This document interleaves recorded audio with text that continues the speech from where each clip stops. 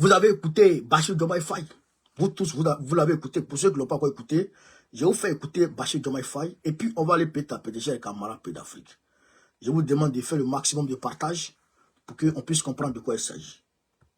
On est là pour ça aussi. On va écouter ici Bachir Diomaye Faye pour que nul n'en ignore ses propos. On va écouter Bachir Diomaye Faye, cher camarade pays d'Afrique, on est parti. Écoutez Bachir Diomaye Faye. Il y a toujours aujourd'hui au Sénégal une présence militaire française, environ 350 soldats, des hommes et des femmes, basés sur plusieurs camps, ici même à Dakar. Est-ce que vous êtes favorable à cette présence militaire française dans votre pays? Est-ce qu'en tant que Français, vous envisagez de nous voir dans votre pays avec des chars ou avec des véhicules militaires, des militaires sénégalais avec les tenues sénégalaises, comme ça parce que sur le plan historique, la France a esclavagisé, a colonisé et est restée. Évidemment, je pense que quand vous inversez un peu les rôles, vous concevrez très mal qu'une autre armée, la Chine, la Russie, le Sénégal ou n'importe quel autre pays puisse avoir une base militaire en France. Donc les soldats français doivent partir? Il n'y a pas encore de délai de rigueur par rapport à ça, et si ça doit être fait, cela sera dit aux autorités françaises qui en auront la primeur et suivant les calendriers établis. De manière générale, quel est l'état de la relation entre la France et... Attends, on va aller mollo. Il dit, le journaliste du Pôle, parce que Diomaye Faye, son affaire là, ça a pris la toile, ça fait le buzz, mais c'est pas clair, c'est pas limpide. Et ça, on n'est pas d'accord avec ça. Diomaye Faye, vous n'êtes pas dans l'opposition, vous avez le pouvoir. Vous avez le pouvoir exécutif, vous avez le pouvoir législatif. Donc, vous ne pouvez pas, tu ne peux pas parler comme si tu étais un opposant. Non, non, non. On lui pose la question, est-ce que vous acceptez encore la présence de l'armée française au Sénégal, à Dakar?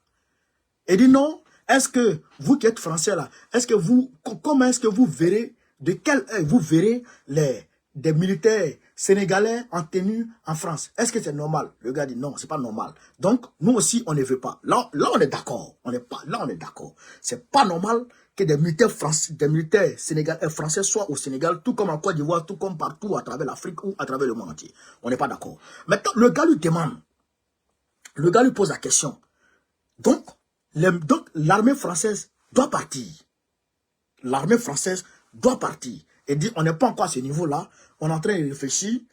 Quand on va finir de réfléchir, quand on sera prêt, c'est la France, les autorités françaises qui auront la primeur de ce qu'on aura décidé. Mais ici, on va écouter ici Marc Kellerman de France 24. Il casse des papos sur Bachir Diomaye Faye. Tu sais qu'aujourd'hui là, Dieu a tellement fait les choses que la France-Afrique elle-même, elle s'embourbe. Elle se mélange les pattes. Et donc, comme ça, nous arrange. Nous, on répond, on regarde. Nous, on suit les choses de très près. Et donc, on va écouter ce Marc Kellerman. Pourquoi je le Marc Kellerman de France 24? On va l'écouter, chers camarades. Tapotez, pas la vidéo. François Auto, merci beaucoup. Hein. Écoutez. Il y avait une incertitude quant au sort de la base militaire française à Dakar. Il y a le port et l'aéroport, environ 350 hommes. Et on avait entendu deux sons de cloche un petit peu différents du côté de Dakar. Tout d'abord, le Premier ministre, Ousmane Sonko, qui avait déclaré au mois de mai qu'il n'y avait pas de justification à ce que les bases militaires françaises restent de façon durable au Sénégal. Un mois après, le président Diomaye Faye était venu à Paris. Il y avait eu une rencontre à l'Élysée le 20 juin avec Emmanuel Macron. Et d'après l'envoyé spécial d'Emmanuel Macron pour la reconfiguration du dispositif militaire Jean-Marie Bockel, qui assistait à cette réunion, le président Macron a demandé à son homologue sénégalais: est-ce que vous voulez fermer la base, oui ou non? Ce à quoi le président sénégalais lui a répondu: laissez-nous le temps d'y réfléchir. Et visiblement, le temps de la réflexion est terminé. La décision a été prise en haut lieu à Dakar de vouloir fermer cette base. Alors, le calendrier n'est pas encore établi. Et évidemment, on dit qu'on veut maintenir un partenariat. Mais du côté de Paris, on espérait quand même pouvoir maintenir cette base, passer de 350 hommes à 100. Dorénavant, il semble que la porte se soit définitivement fermée. Donc, c'est vrai que cette base, qui existe déjà depuis très très longtemps à Dakar, devrait fermer bientôt. Voilà. Donc, vous avez écouté, chers camarades d'Afrique. En réalité, en mai 2023, 2024, c'est mai 2024, non? Sonko recevant Emmanuel Mélenchon au Sénégal a dit qu'on ne peut pas accepter Il a même pris l'exemple sur le général de Gaulle. Il me rappelle très bien que le général de Gaulle, après le débarquement de Normandie, vous savez que les Américains sont venus, c'est les Américains et puis les Noirs qui sont venus libérer la France ici. Donc après le débarquement de Normandie, quelques mois après, le général de Gaulle a demandé à l'armée américaine de dégager. Vous comprenez ça? Donc, il dit que c'est pas normal que l'armée, américaine, l'armée française demeure au Sénégal. Sonko l'a dit. Sonko a fustigé l'armée française. Le 20 juin, Sonko demande à Diomaye Faye de venir. Macron demande à Diomaye Faye de venir en France. Et Diomaye Faye arrive en France. Jean-Marie Bockel, l'envoyé spécial de Macron en Afrique, assiste à la réunion. Et Macron lui pose la question à Diomaye Faye. Diomaye, qu'est-ce que tu veux qu'on fasse de la présence militaire française au Sénégal? Parce qu'ils sont au port et puis ils sont à l'aéroport, comme en Côte d'Ivoire. Ils ont pris le port, ils ont pris l'aéroport. Et donc, Diomaye Faye dit, bon, je ne sais pas, on est en train de réfléchir. Quand on va finir de réfléchir, on va s'entendre. Mais, en mois de septembre, non, en octobre là, c'est le mois d'octobre, avant les élections, en pleine campagne pour les élections législatives au Sénégal, Jean-Marie Bockel est venu casser les papos sur France 24. L'envoyé spécial de Macron, il est venu casser les papos sur France 24. C'est là il a dit, quand il a été auditionné par la commission de l'Assemblée nationale française, il a dit que en espace de quelques heures, ils ont amassé, je crois, 4000 hommes. 2000 à 4000 hommes. Hein. C'est 2000 hommes et c'est 4000 hommes.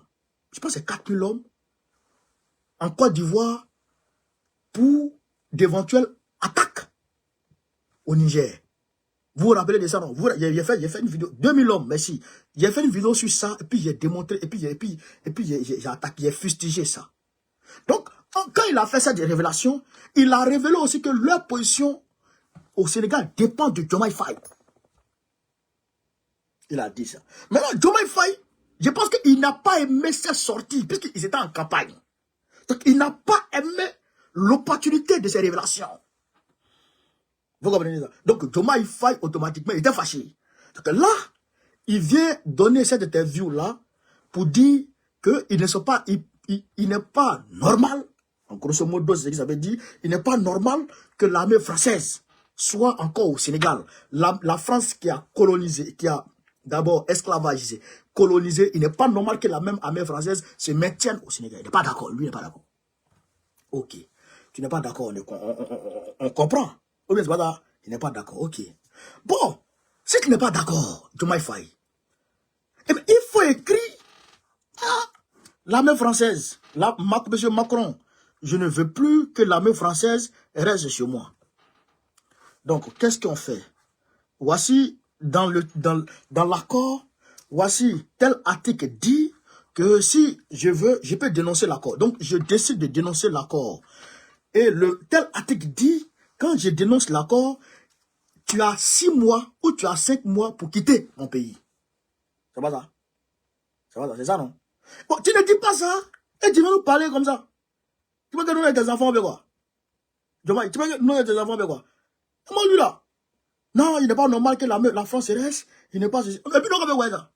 Tout le monde sait que c'est pas normal. Depuis toi, tu n'étais pas encore venu, nous on sait que c'est pas normal. Tu n'étais pas là, nous on sait que c'est pas normal. Nous on se battait pour que toi tu viennes au pouvoir.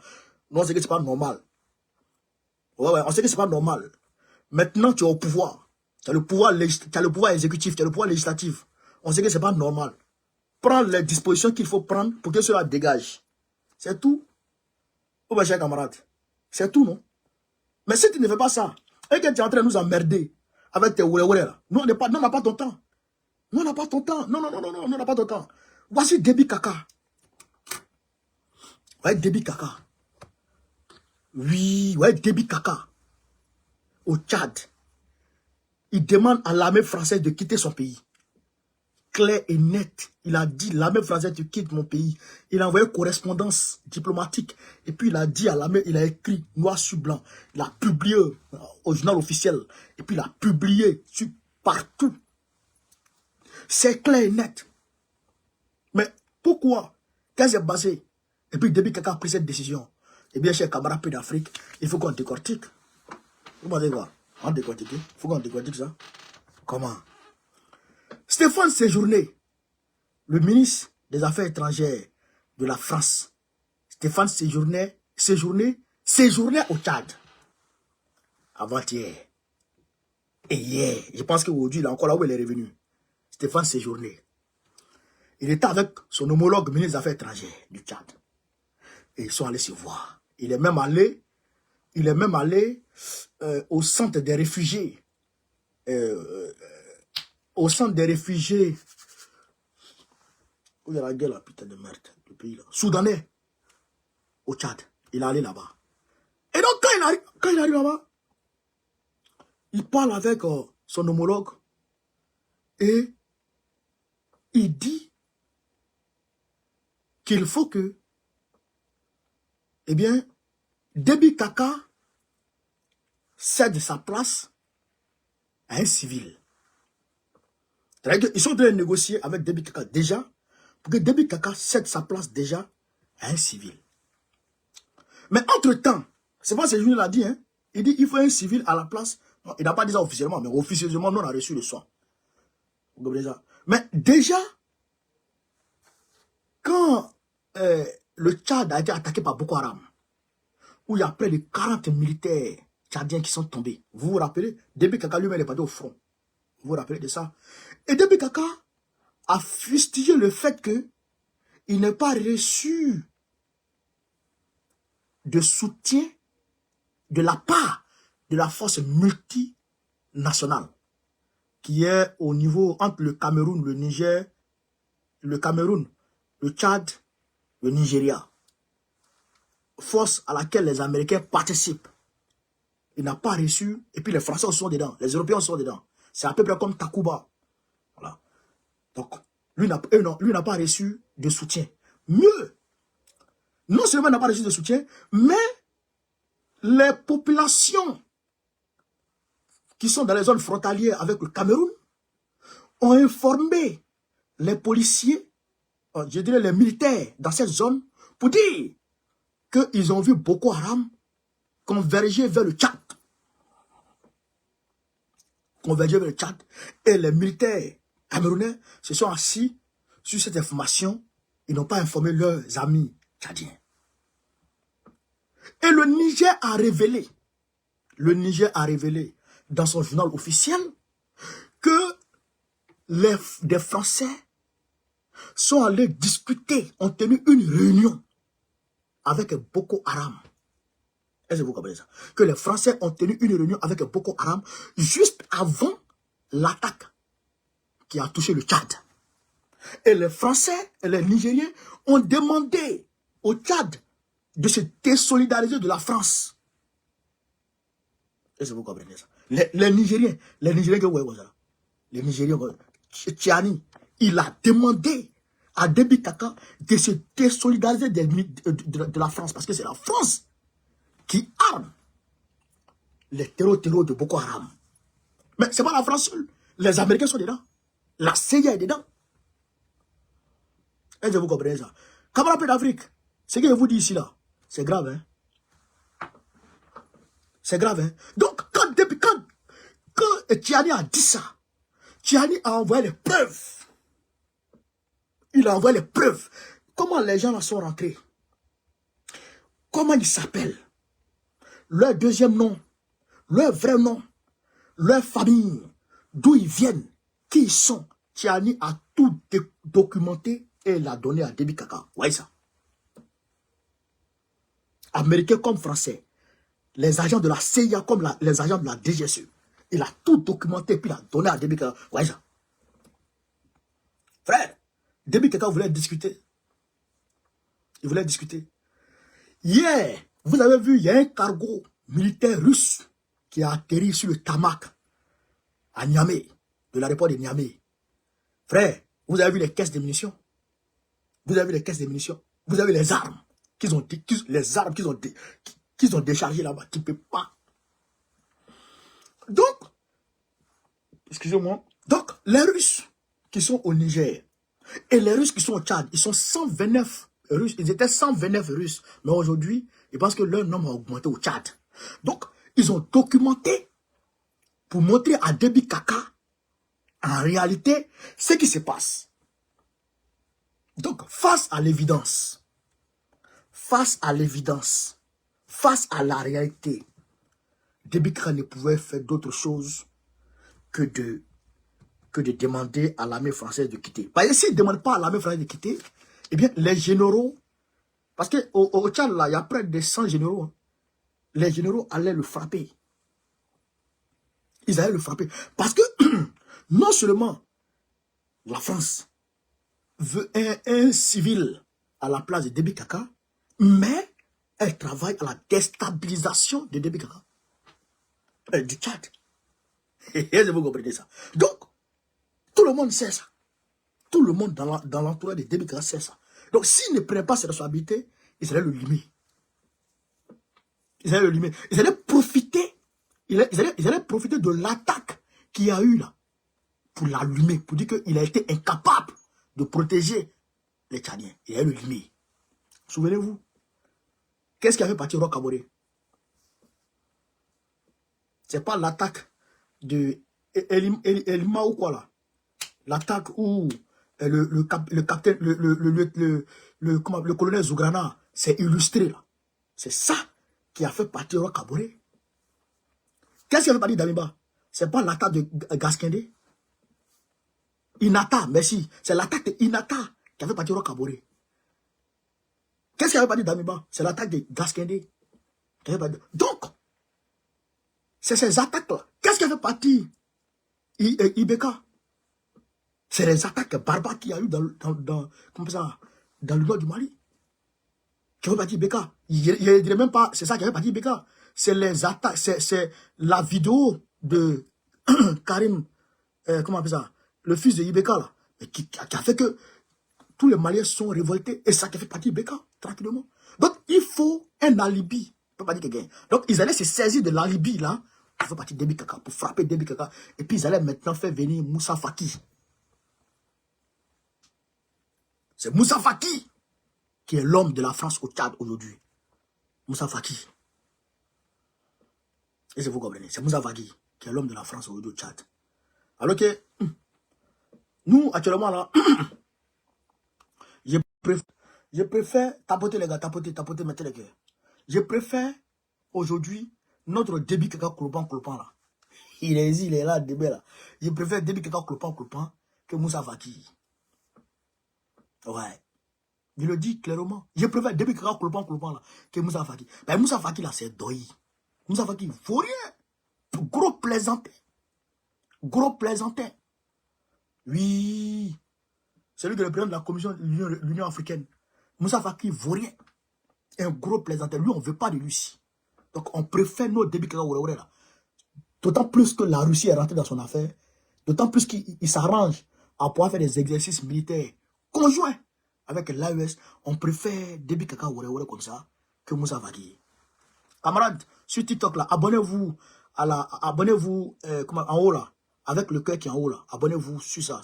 Comme ça, dès que je me mets en direct, ça va sonner chez vous comme si c'était WhatsApp. Donc, chers camarades, vous comprenez ça? C'est ce qui a poussé Déby Kaka à demander à la France de dégager. Mais, je pense que là aussi, on va poser des réserves. Déby Kaka, nous on t'accompagne. Tu sais que le peuple africain ne veut plus entendre parler de l'armée française. Le peuple africain ne veut plus entendre parler du franc CFA. Tous ceux qui veulent le franc CFA, tous ceux qui dégagent le franc CFA, tous ceux qui ne veulent pas entendre parler du franc CFA, tous ceux qui sont contre le franc CFA sont les amis du peuple panafricaniste. Donc, le combat que tu es en train de mener là, on va te soutenir. Mais, si tu nous lâches, on te lâche. Si tu nous lâches en route, on te lâche en route. Si tu continues sur le bon chemin, on sera avec toi. On va oublier ce que tu as fait. Ce que tu as fait là, on va pardonner. Didier, merci beaucoup. Ce que tu as fait là, on va pardonner. On va pardonner. Désiré Yobo, merci. On va pardonner. C'est vrai qu'on ne va pas oublier, mais on va pardonner. Mais ce que te demande, personnellement, c'est que nos frères du sud du Tchad, là, les chrétiens du Tchad, là, il faut les considérer comme tes frères. Il faut les considérer comme des Tchadiens à part entière. Parce que vous avez un problème avec eux. Ça là, je te demande ça. Il faut considérer nos frères du Sud comme des frères et sœurs du Tchad. Parce que tu as été trop mauvais. Tu as été trop mauvais contre eux. Tu as été trop méchant. Et ça, on n'est pas d'accord. Ça, on n'est pas d'accord. Camarade peu d'Afrique, Tinubu est venu en France. Il a été accueilli en fanfare. Frère, c'est-à-dire qu'un rouleau compresseur diplomatique qui a été déployé contre lui, qui a été déployé pour le séduire. Les Français ont interprété des chansons de Piscoué. Ils ont fait des dîners de fous. Ils ont préparé Calaba. Ils ont préparé Langouste. Frère, ils ont cuisiné Yeri. Ils sont allés chercher champignons sur le ciel, dans le ciel. Puis ils ont envoyé ça à l'Élysée. Puis ils ont cuisiné ça. Puis ils ont donné ça à Tinubu. Personne n'avait encore mangé ça dans le monde. C'est Tinubu seul qui a dégusté ça. Et qu'ils ont mis Tinubu à l'aise. Je me demande même si lui on pas donné les petits go quelque part là-bas. Bon, comme il était avec sa femme, ça sera un peu ménagé. Mais frère, ils ont accueilli Tinubu à grande pompe. Mais pourquoi? Pourquoi? Je vais vous expliquer ça. Eh bien, il y a une réunion de la CEDEAO qui va se tenir à Abuja le 15 décembre 2024. Il y a une réunion qui va se tenir à Abuja le 15 décembre. Je ne dirais pas réunion, un sommet ordinaire de la CEDEAO qui va se tenir à Abuja. Vous savez que l'AES a quitté la CEDEAO en janvier 2024. Donc le 25 janvier 2025, les 1 an de l'AES, les 1 an du retrait, les 1 an de délai imparti par la CEDEAO selon ces textes arrivent à échéance. Donc, selon les textes de la CEDEAO, même si nous on sait qu'au niveau de l'AES, nous on est déjà devant. Hein, donc, dans les textes, ça arrive à échéance. Donc, il y a deux parties dans la CEDEAO qui se dégagent. Deux positions. Il y a certaines personnes, il y a certains présidents qui souhaitent qu'on les laisse partir. Et il y a certains qui souhaitent qu'on les maintienne, qu'on use de tous les moyens pour les faire revenir. Est-ce que vous comprenez ça? Voilà. Donc, la France, Macron ils veulent tout faire pour que Tinubu puisse peser de tous ses poids pour que l'AES demeure. Vous vous rappelez, chers camarades, en 2011, je dirais 2010-2011, pendant la crise ivoirienne, Sarkozy a appelé 11 fois. Eh bien, comment on appelle ça? Sarkozy a appelé 11 fois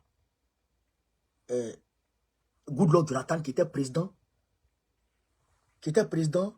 de la CEDEAO.